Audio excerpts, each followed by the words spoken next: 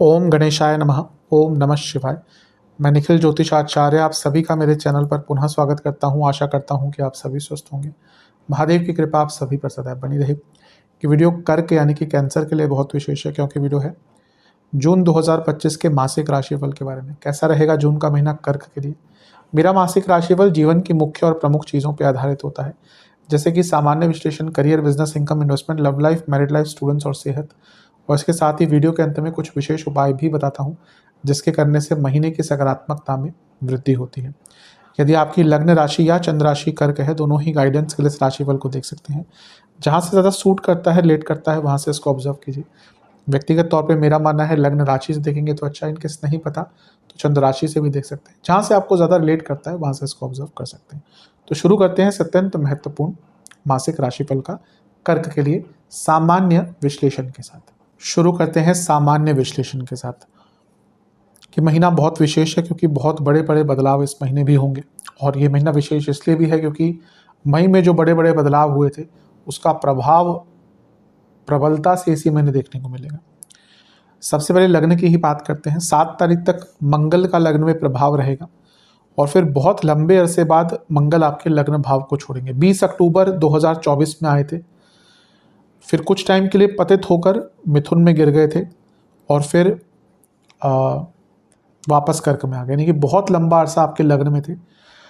अच्छी चीज़ ये कि योग कारक ग्रह हैं और जाते जाते आपके कई बिगड़े हुए काम बना कर जाएंगे। आपका अगर कोई काम डिले हो रहा था, बिगड़ रहा था, तो जैसे ही ये मंगल का गोचर होने वाला होगा, बल्कि महीने के शुरुआती भाग में ही 7 तारीख को उनका गोचर हो जाएगा, तो वहीं से आपको बहुत अच्छा कोई प्रभाव मिलेगा। कोई, जैसे मैंने कहा कि बहुत डिलेड कार्य था, वो आपका बनना शुरू हो जाएगा। इसके अलावा लग्न पर किसी का प्रभाव है नहीं, ऐसा तो नहीं है। तो हम राशि परिवर्तन की तरफ चलते हैं। शुक्र का गोचर 31 मई को हो गया था, तो जून से उनका प्रभाव दिखेगा ज़्यादा इस महीने आपके 10वें घर से। अब शुक्र क्या है, वो आपके लाभेश हैं, और शुक्र क्या है, वो आपके दशमें सप्तम चतुर्थेश हैं। तो 10वें घर में शुक्र का आना यानी कि धन बढ़ेगा, क्योंकि लाभ स्थान के स्वामी, और 10वें से सप्तम का स्वामित्व होना यानी कि करियर में कुछ अच्छा करने का अवसर मिलेगा, करियर में कुछ बेटर करने का मौका मिलेगा, करियर में रिकॉग्निशन मिलेगी।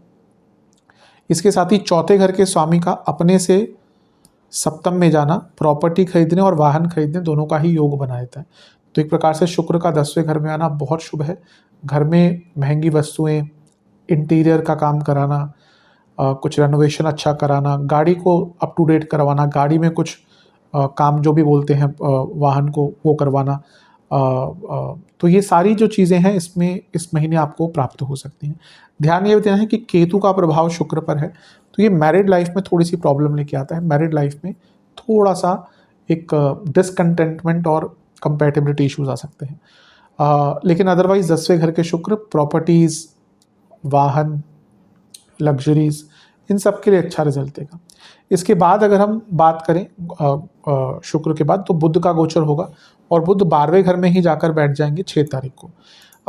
ये बुध गुरु के साथ युति बना रहे हैं, और गुरु क्या है, आपके 6ठे घर के स्वामी हैं, और बुध 12वें घर के स्वामी है। तो ये 2 विपरीत राजयोग बन गए, ये बहुत अच्छा है। विदेश के कार्य, लीगल कार्य, रुका हुआ पैसा, कुछ अलग करना है, उन सब के लिए गुरु बुध की जोड़ी बहुत अच्छी है। और गुरु बुध आपस में देखिए, भले ही उन दोनों की अपनी बनती नहीं है, लेकिन गुरु ज्ञान है तो बुध एनालिसिस है, बुध रिटेंशन पावर है, बुध बुद्धि है, बुध रिटेंशन पावर है।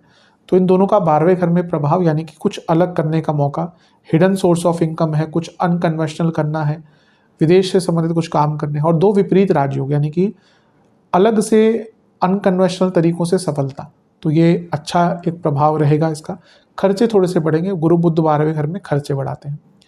इसके बाद मंगल का गोचर, जो मैंने शुरू में बोला था 7 तारीख को होगा। बहुत अच्छी चीज़ है कि नीच के मंगल आपके लग्न से निकल गए। मैं हमेशा ये बताता आया हूँ कि नीच का ग्रह कोई बुरा नहीं होता, लेकिन उसका नीच तत्व कुछ तो आएगा। गुस्सा, जो बहुत एग्रेशन आपके अंदर आ रहा था ना फालतू का, कि हर चीज़ में आप रिएक्ट कर रहे हैं, गुस्सा कर रहे हैं, वो थोड़ा कम होगा, उसका एक प्रभाव अच्छा। और अगर कुछ इंजरीज हो रही थी, अपनों से संबंध बिगड़े थे, उनको भी थोड़ा बहुत बेहतर करने का मौका मिलेगा। मैं थोड़ा बहुत ही कह रहा हूँ, क्योंकि इसके बाद भी मंगल केतु के साथ ही आ गए।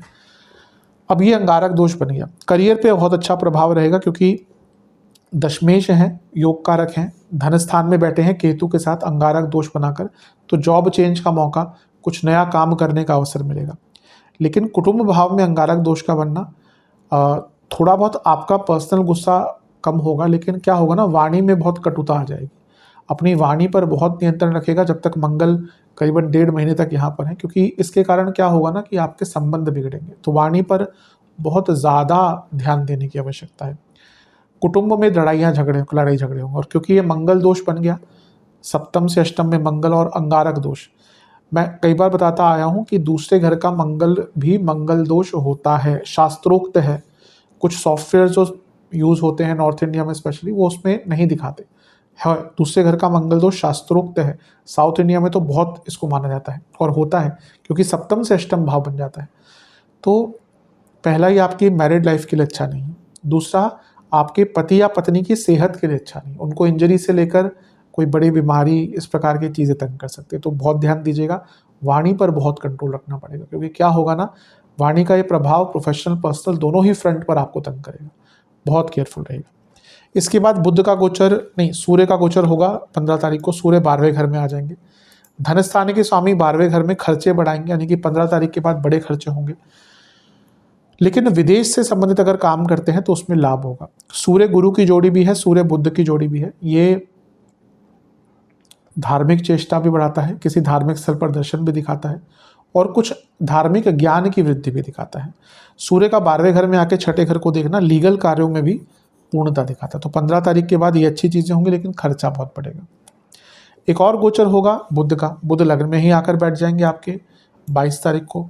और बुध क्या है, आपके तीसरे घर के स्वामी हैं और 12वें घर के स्वामी। कुछ यात्राओं के योग, विदेश यात्राओं के योग महीने के अंत में बन सकते हैं, या कुछ धार्मिक यात्राओं या कुछ अधूरे कार्यों को पूर्ण करने के लिए भी योग आपके महीने के अंत में बन सकते हैं। तो ओवरऑल देखा जाए ये महीना काफ़ी श्रेष्ठ है। कुछ बहुत अच्छा भी हो रहा है, लेकिन जो नेगेटिव चीज़ें कहीं उन पर ध्यान भी दीजिएगा। शनि बहुत लंबे टाइम तक नवम भाव में है, ये हार्डवर्क का टाइम है। अपने करियर, अपने जीवन में हार्डवर्क कीजिए, आगे चलकर शनि इसका बहुत प्रभाव देंगे। अष्टम के राहु, लालच से बच के रहिएगा, क्योंकि शुक्र भी एक प्रकार से केंद्र में है।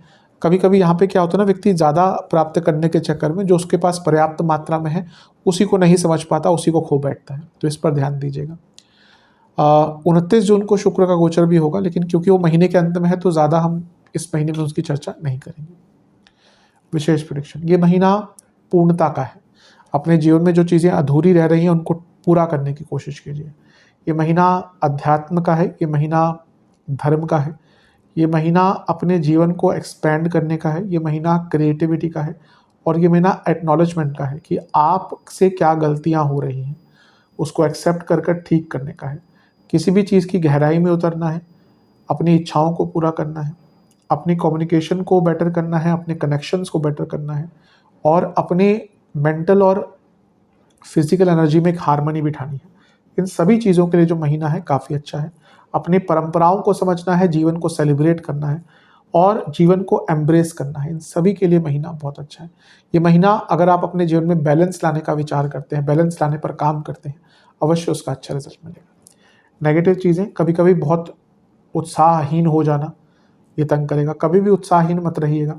खैर, होता है ऐसा टाइम कि नहीं उत्साह आता, लेकिन वो एक कॉन्टिन्यूस टाइम नहीं होना चाहिए। धोखाधड़ी, कुछ लोग अपने जो है उनका असली चेहरा सामने आएगा। अपने टाइम मैनेजमेंट ना कर पाने के कारण विलंबित चीज़ें झेलनी पड़ेंगी, और अचानक से कुछ कह बैठना, मतलब कि जो आप मीन नहीं करते और वो आपने बोल दिया, उसके कारण झगड़े होंगे।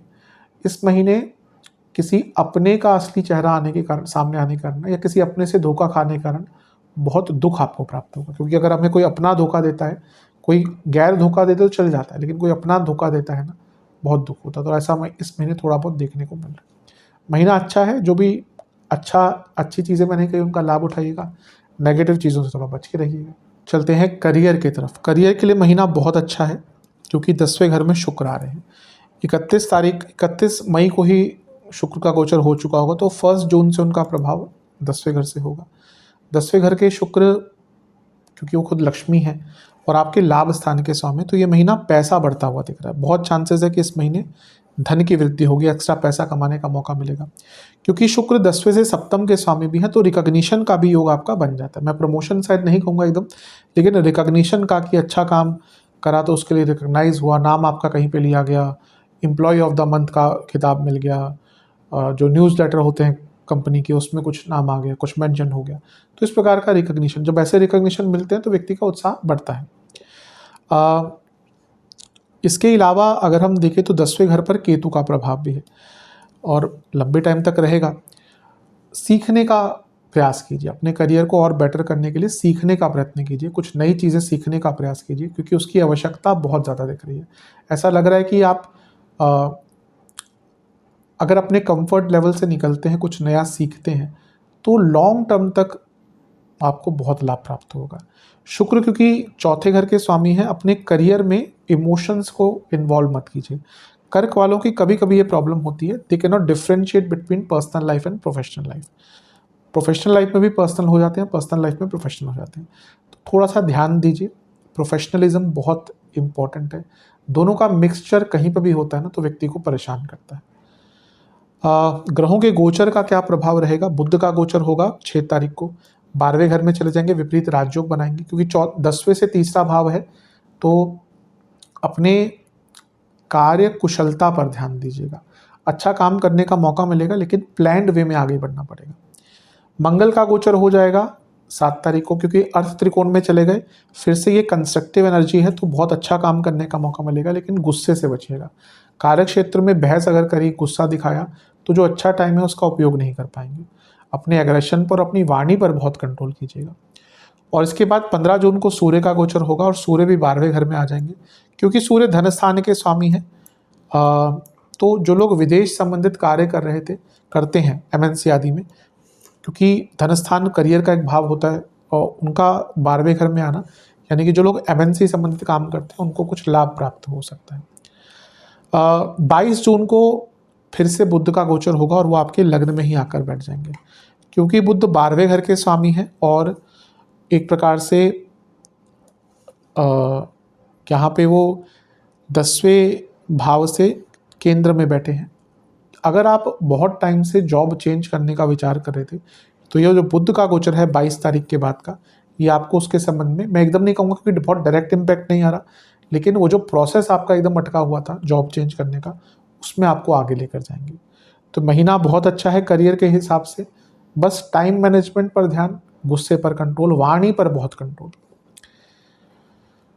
सूर्य 12वें घर में है गुरु के साथ, बॉसेस से ईगो क्लैशेस हो सकती है। अगर वो आपके बॉस हैं तो कहीं ना कहीं पोस्ट वाइज आपसे ऊपर ही हैं, तो उनसे बहुत ज़्यादा बहस करने की आवश्यकता नहीं है। कभी कभी कम बोलना बहुत सिचुएशंस को बचा लेता है, इस बात को समझिएगा। विशेष प्रेडिक्शन, अपने करियर में एक पैटर्न लाइए, कॉन्टिन्यूटी लाइए, डिटर्मिनेशन बढ़ाइए, चीज़ों को समझिए, सीखिए। इससे आप खुद एनर्जाइज और पावरफुल महसूस करेंगे, अथॉरिटेटिव महसूस करेंगे कार्य क्षेत्र में। इंस्पिरेशन ढूंढिए, जो सोच रहे हैं उसको करिए। कनेक्शंस, कम्युनिकेशन, इन दोनों चीज़ों पर ध्यान दीजिए। गाइडेंस लीजिए। ये मत सोचिए कि मुझे सब कुछ आ गया। जहाँ पे आपने ये सोचा, आप ग्रो करना बंद कर देंगे। कहीं ना कहीं ये महीना ऐसा है जहाँ पे आपके ऊपर एक्सपेक्टेशन बहुत रहेंगी, और ये दिख भी रहा है कि आप वो एक्सपेक्टेशन पूरी कर लेंगे। बस अपने कंफर्ट जोन में मत जाइएगा, लेड बैक मत रहिएगा, और सबसे बड़ी बात है, फिर से कहूँगा, टाइम मैनेजमेंट और मेथोडिकल, इन दोनों चीज़ों पर आपने काम कर लिया, या इन दोनों तरीक़ों से काम कर लिया, तो अपने करियर में बहुत आगे बढ़ पाएंगे। बिजनेस की तरफ चलते हैं। शुक्र का गोचर 31 मई को होगा, तो जून से प्रभाव आएगा, जैसे मैंने कहा पहले भी, क्योंकि वो केंद्र में आ गए और सप्तम से 10वें को देखेंगे, जो उनकी खुद की राशि है। यानी कि बिजनेस में बहुत बड़ा कोई काम आपको महीने के शुरुआती भाग में ही मिल जाएगा। आगे अच्छा, सप्तमेश की स्थिति पर भी नज़र डाल लेते हैं। जून क्या वो महीना है जब वो वक्री नहीं है, जुलाई में शनि वक्री हो जाएंगे। तो कुछ भी बड़ा करने का प्लान कर रहे हैं, महत्वपूर्ण बदलाव लाने की कोशिश कर रहे हैं, कोशिश कीजिए कि जून में ही वो हो जाए, क्योंकि शनि वक्री होंगे जुलाई में। और मैं हमेशा कहता हूँ, ऐसा कभी नहीं होता कि ग्रह एक दिन उठा और बोला मैं वक्री हो जाऊँगा। पहले उसकी गति मंद होती है, और ये सब सूर्य से दूरी पर डिपेंड करता है। जैसे जैसे एक पर्टिकुलर डिग्री पर सूर्य आउटर प्लैनेट से आते रहते हैं, तो ग्रह वक्री होने की स्थिति में जाता है। अब जैसे सूर्य आगे बढ़ते रहेंगे, कभी भी आप देखेंगे कोई भी आउटर प्लैनेट्स होंगे वो सूर्य से एक पर्टिकुलर डिग्री पे ही वक्री हुआ करते हैं। मैं ज़्यादा डिटेल में नहीं जाऊँगा, लेकिन पर्टिकुलर डिग्री पर ही वक्री हुआ करते हैं। तो कोशिश कीजिए कि जो महत्वपूर्ण काम आप करना चाह रहे हैं, बड़े स्तर के प्लानिंग है, कुछ नया स्टार्ट करने जा रहे हैं, वो जून में ही कर लें, क्योंकि फिर जुलाई में जब वक्री हो जाएंगे तो चीज़ों में बाधाएं आएंगी। लेकिन क्योंकि सप्तमेश भाग्य स्थान में लंबे टाइम तक है, तो अपने बिजनेस में, आपके बिजनेस में भाग्य का साथ आपको प्राप्त होगा। ये अच्छा टाइम है। शनि हार्डवर्क है, नवम भाव भाग्य है, तो कि कॉम्बिनेशन बहुत अच्छा है अपने बिजनेस को आगे बढ़ाने के लिए। इसके बाद अगर हम चलें तो बुध का गोचर होगा। बुध 12वें घर के स्वामी है, 12वें घर में ही आ जाएंगे।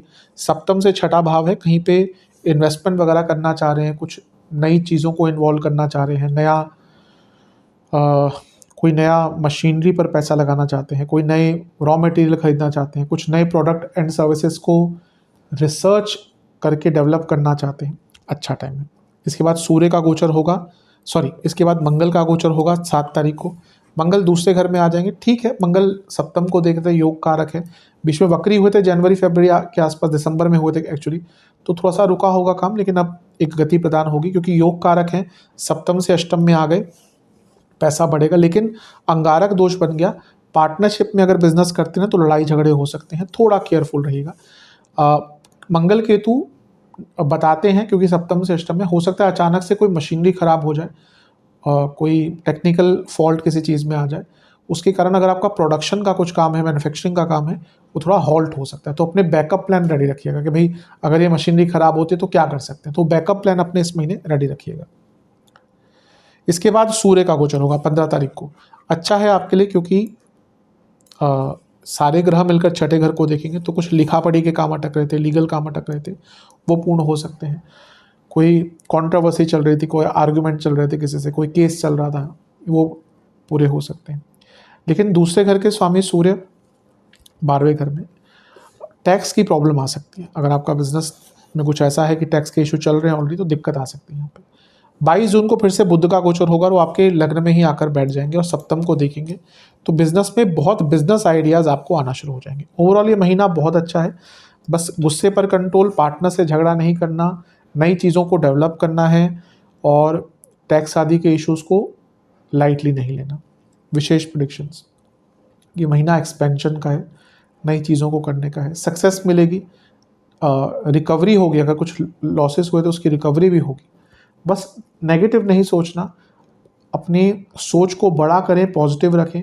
जो आप डिज़र्व करते हैं अवश्य मिलेगा, आगे बढ़ने का मौका मिलेगा।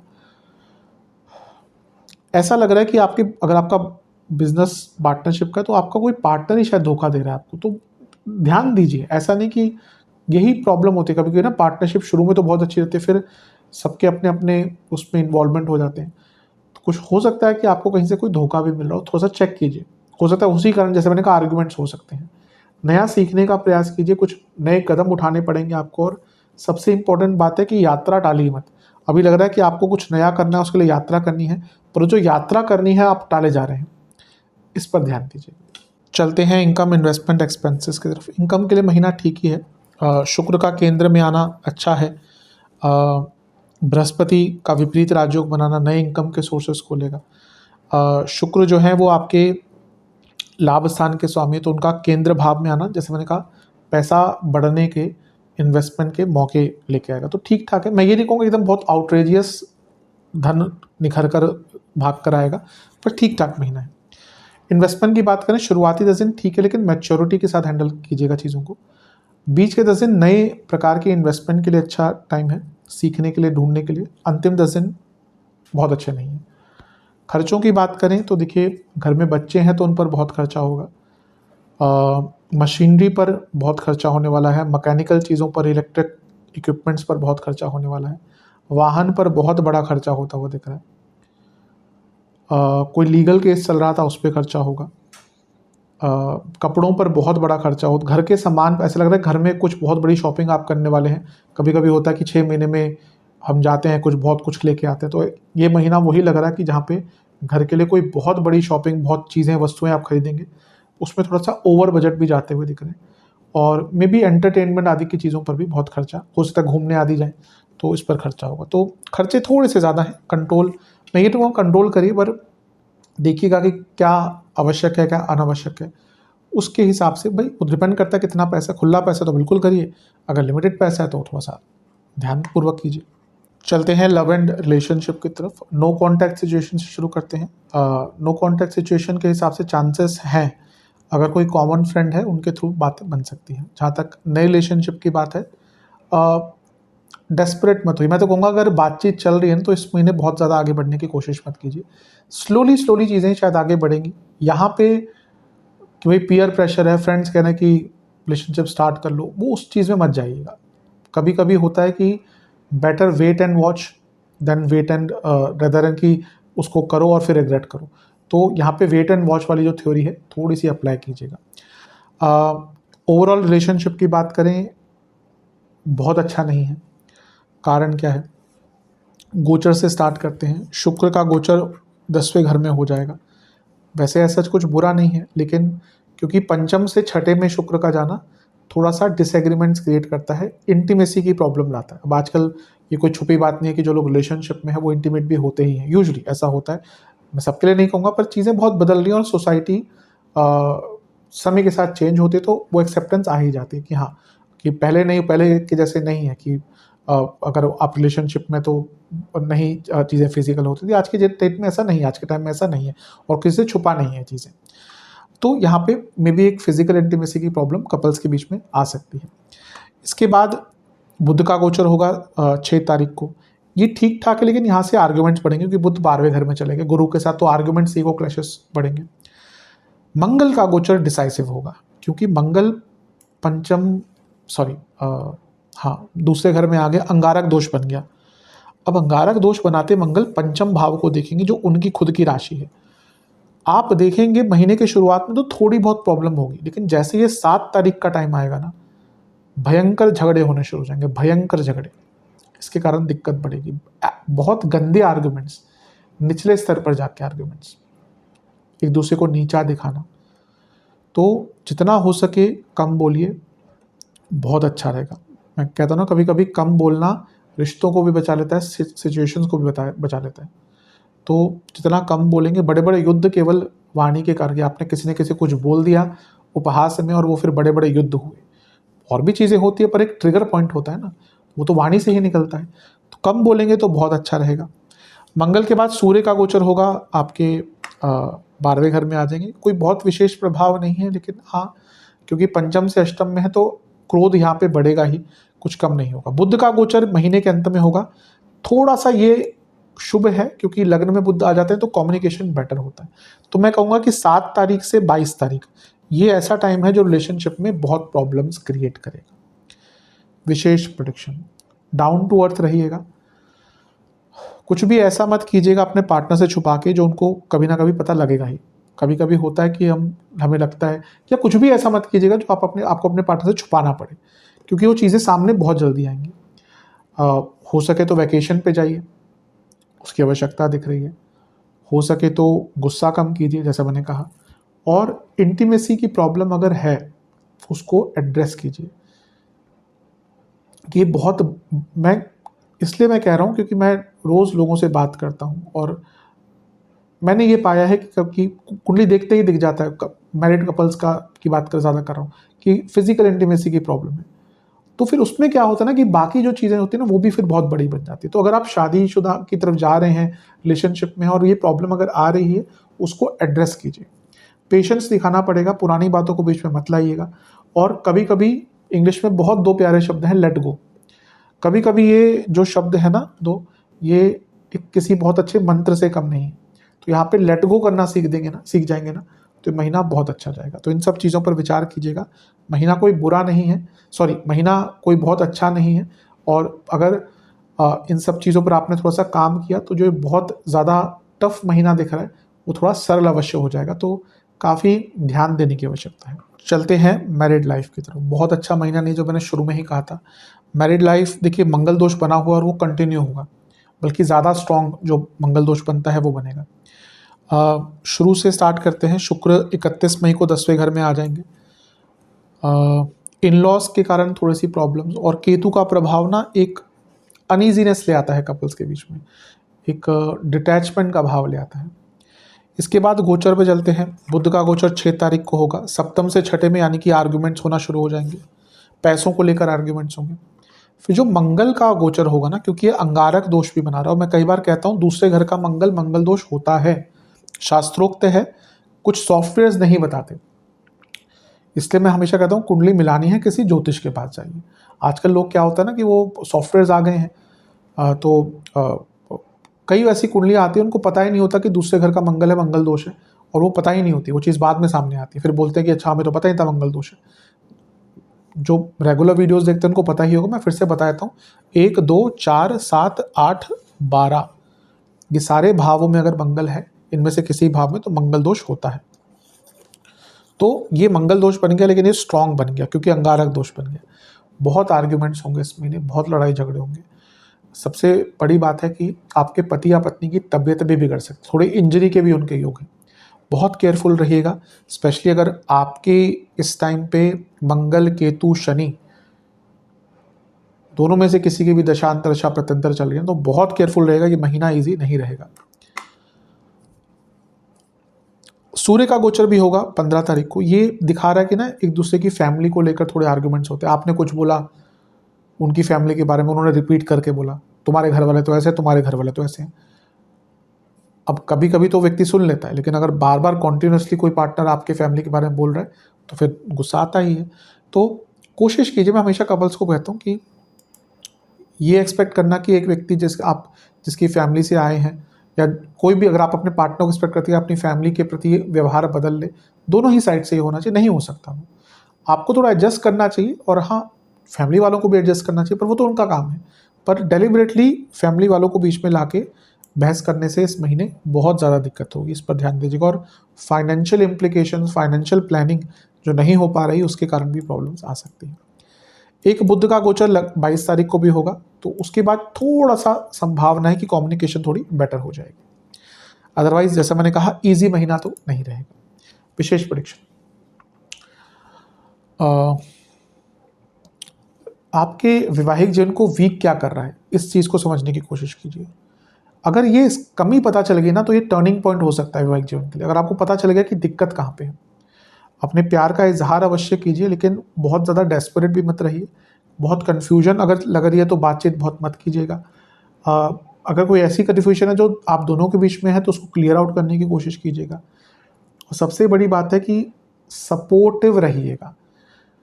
कभी कभी होता है कि गुस्सा है, झगड़े हैं, तो हम सपोर्टिव नहीं रहते, वो मत कीजिएगा। उससे क्या होगा ना, चीज़ें और बिगड़ जाएंगी। ठीक है, आर्ग्यूमेंट्स होते रहते हैं, किस कपल में नहीं होते, लेकिन एक अपना सपोर्ट कभी बंद मत कीजिएगा।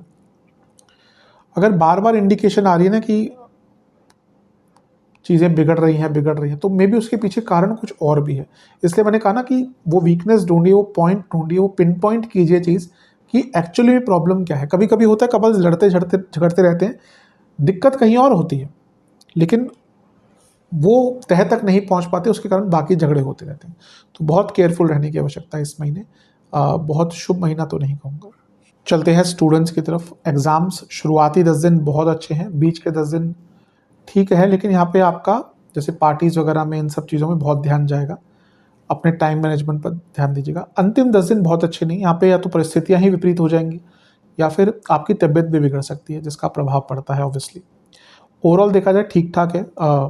महीने के शुरुआती भाग में भी बुध आदित्य योग बनेगा, 6 तारीख तक बना हुआ है, और ये पंचम को ही देखेगा, बहुत अच्छा है। इसके बाद अगर गोचर की बात करें, शुक्र का 10वें घर में आना जॉब आदि के लिए अच्छा, अगर आप जॉब ढूंढ रहे थे एज अ स्टूडेंट, अच्छा रहेगा। फिर बुध का गोचर 12वें घर में, बुध स्टूडेंट के हैं, स्टडी के कारक है, स्टूडेंट्स के कारक है, 12वें घर में जाएंगे। तो 6 तारीख के बाद विदेश अगर आप जाना चाहते हैं, उसका जो भी पूरा प्रक्रिया होता है उसमें आपको आगे बढ़ने का मौका मिलेगा। मंगल का गोचर बहुत हेल्पफुल रहेगा, क्योंकि मंगल भले अंगारक दोष आदि बना रहे हैं, लेकिन पंचम को देखें जो उनकी खुद की राशि है, तो स्टूडेंट्स के लिए बहुत शुभ रहेगा।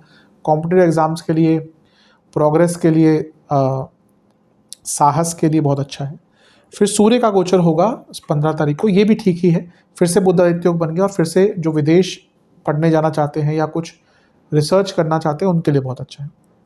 बुध का एक गोचर 22 तारीख को भी होगा, लग्न में ही आके बैठ जाएंगे, तो कुछ नया स्टार्ट करने के लिए, कुछ नया सीखने के लिए भी अच्छा है। ओवरऑल महीना ठीक है, बस क्योंकि अंगारक दोष बना हुआ है और ये मंगल का प्रभाव पंचम पर है, तो अपनी ऊर्जा को वेस्ट मत कीजिएगा। गुस्सा बहुत रहेगा, विद्रोही स्वभाव बहुत रहेगा, इन सब चीज़ों से बचना है। विशेष प्रेडिक्शन, ये महीना अपने आप को बढ़ाने का है, एक्सपेंड करने का है, क्रिएटिविटी का है, कॉन्शियस रहने का है, अपनी मेंटल हेल्थ पर ध्यान देने का है। ऐसे लोग जो आपको आपके जीवन में कुछ ऐड ऑन नहीं कर रहे, उनको दूर करने का है, कमिटमेंट बढ़ाने का है, इन सब चीज़ों पर काम करने का है। बहुत अच्छा महीना है, अगर फोकस करेंगे, कमिटमेंट बढ़ाएंगे। कॉन्फ्लिक्ट से बचिएगा, क्योंकि महीना ऐसा है कि ना कॉन्फ्लिक्ट्स होते रहेंगे, उसके कारण आपकी टाइम, ऊर्जा, सब कुछ अफेक्ट रहेगा। अगर फैमिली का किसी चीज़ पे साथ नहीं मिल रहा था, तो बहुत चांसेस है कि इस महीने आपको फैमिली का भी साथ प्राप्त होगा। तो ये महीना बहुत अच्छा है, लाभ उठाइए। सेहत की तरफ चलते हैं। इस महीने बीपी की प्रॉब्लम, इंडाइजेशन, पेट के रोग, गाउट की प्रॉब्लम, जोड़ों का दर्द, हड्डियों के रोग, ब्लोटिंग और इन्फेक्शंस, ये बहुत तंग करेंगे। कार्डियक प्रॉब्लम है तो ध्यान दें। शुरुआती 10 दिन नसों की प्रॉब्लम, चेस्ट की problem, respiratory problems, sleep disorders और फूड इन्फेक्शंस या फूड के कारण प्रॉब्लम।